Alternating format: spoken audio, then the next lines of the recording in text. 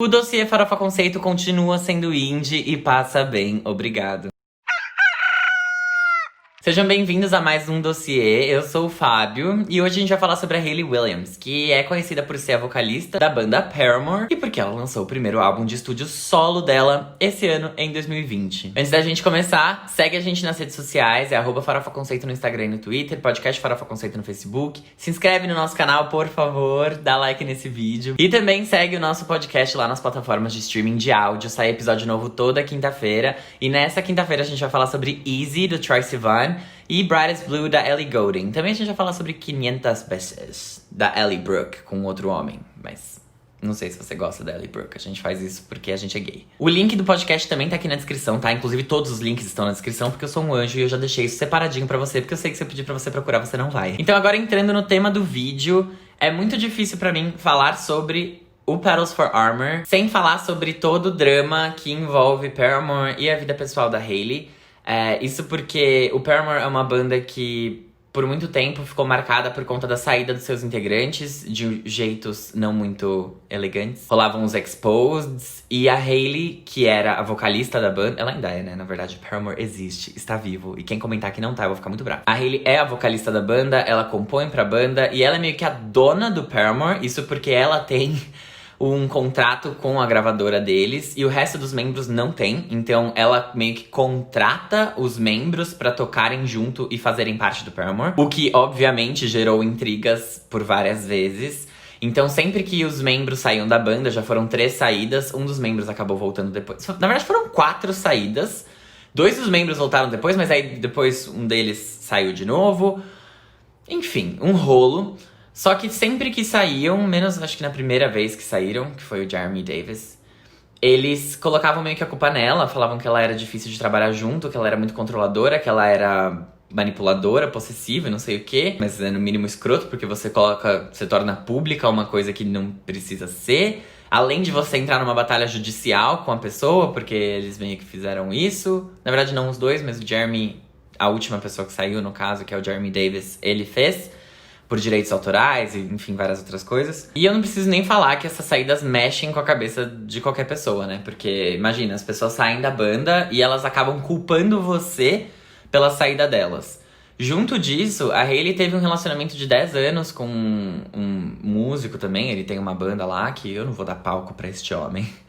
Mas ela começou como meio que amante dele, e aí depois eles assumiram um relacionamento de verdade. E aí eles casaram, e aí eles se separaram. Eles se separaram na turnê do último álbum dela. Oficialmente, o divórcio saiu, na verdade, durante essa turnê, que foi a After Laughter Tour. O After Laughter já é um álbum que fala muito sobre a depressão que ela entrou por conta do relacionamento dela tá acabando, por conta desse último membro ter saído da banda de um jeito tão ruim e processado eles, e dito um monte de coisa na mídia. Era uma pessoa, querendo ou não, que ela gostava muito. Então ela ficou muito abalada. Inclusive tem uma música no After Laughter que é sobre isso, se chama Tell Me How. Tudo isso acabou contribuindo pra uma depressão com a qual ela conviveu por muito tempo. Talvez até hoje ela ainda tenha um pouco. O fato é que ela perdeu a vontade de tocar, perdeu a vontade de fazer tudo na vida dela. Ela pensava em se matar, mas ela nunca fez nada com relação a isso, ainda bem. E ela chegou até a sair do Paramore por um período bem curto de tempo, lá em 2015, no verão de 2015, pra ela focar na saúde mental dela, e ela tava real pensando em sair dos holofotes. Mas a banda, enfim, acaba ajudando, essa terapia musical dela escrever, colocar as coisas no papel, acaba ajudando. E depois que o After Laughter, o ciclo da turnê acabou, ela voltou pra casa dela, voltou lá na vidinha dela, tipo, ok, agora eu preciso conviver eu e eu mesma, e o cachorro, porque ela tem um cachorro maravilhoso. E ela começou a escrever músicas, escreveu muito sobre o casamento dela, escreveu muito sobre a depressão que ela teve, escreveu muito sobre tudo que ela tava sentindo. Foi algo muito orgânico e que tinha um som que, na cabeça dela, não é que não combinava com o Paramore, mas era ela demais pra ser lançado como se fosse uma coisa dos 3, sendo que aquilo ali era 100% ela. Então ela começou a experimentar mais com sons, mais com letras. Ela começou a gravar umas demos sozinha na casa dela. Ela comprou equipamentos pra ficar brincando com produção, com edição de música. E ela começou a trabalhar nesse álbum, ele começou a tomar forma. Ela mandou pro Taylor York, que é um dos outros integrantes do Paramore. Ele foi um dos produtores do After Laughter, que é o último álbum que o Paramore lançou por enquanto. E ele ajudou muito na produção desse álbum. E quando ela mandou as músicas pra ele, ele falou: Ei, ei, ei, você está escrevendo músicas. Você avisou a gravadora? Porque ele também olhou aquilo e falou: tá, né, vamos ter mais um álbum do Paramore, então? Tipo, já? Porque eles, pra quem não sabe, eles têm levado uns 4 anos aí pra lançar coisas novas. E eles entraram em um hiato justamente pra realmente tomarem um tempo e ficarem um pouco separados, fazerem seus projetos pessoais e depois voltar. Então ele olhou e falou: mas já, querida, não estou entendendo. E aí ela comentou que, tipo assim, não contou para a gravadora, não irá contar para a gravadora, porque esse não é um álbum do Paramore. Ela disse que foi uma experiência assustadora de fazer ele, porque é como terapia, né? Você ir lá escrever sobre suas emoções, você refletir sobre elas, você colocar aquilo no papel, acaba sendo um pouco doloroso, mas que ao mesmo tempo que foi assustador, foi algo que dava uma excitação, porque ela já não tinha mais a pressão, por ela estar lançando um álbum solo, de fazer um trabalho pro Paramore que estivesse no mesmo nível dos outros trabalhos deles. Então ela tinha ainda mais liberdade, porque dela ninguém esperava nada, agora do Paramore sim, já se espera que siga um som, que tenha uma estrutura pré-definida. A gente já sabe o que esperar porque a gente já conhece o Paramore. Então as pessoas acabam colocando uma pressão em cima do lançamento, que dessa vez ela não teve, ela só tava ali, tipo, meu, vamos aí fazer música e vai dar certo, sabe? Fazendo, produzindo. O legal desse álbum, de fato, é justamente toda essa vulnerabilidade.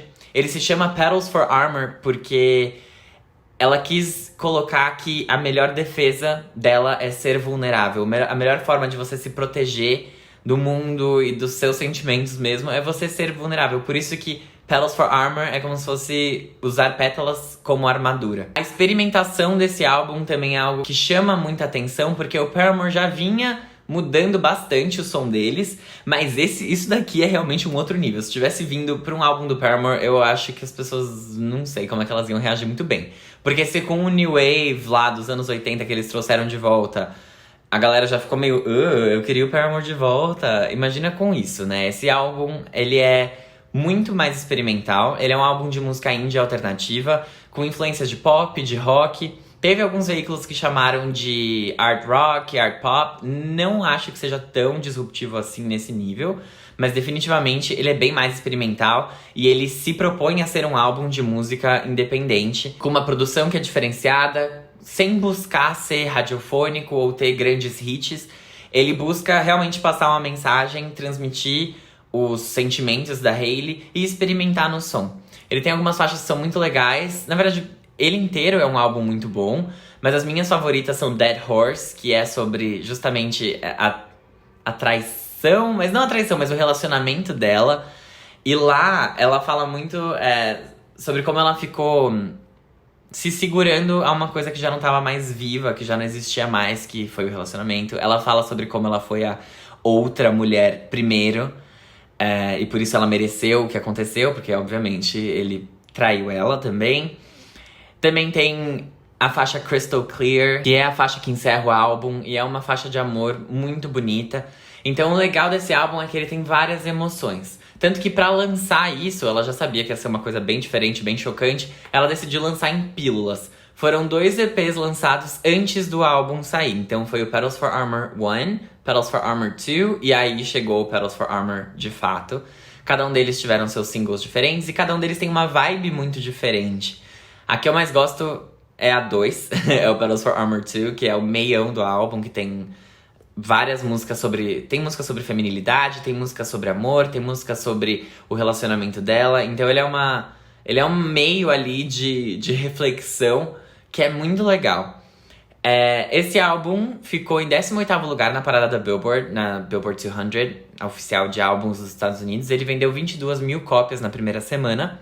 E ele ficou em primeiro lugar na parada de rock. Isso fez com que a Hailey fosse a primeira mulher a conseguir ficar em primeiro como artista solo e com uma banda na parada de rock dos álbuns dos Estados Unidos. Eu não quis entrar muito nos dramas envolvendo esse álbum, e esse vídeo vai ficar um pouquinho mais curto sim.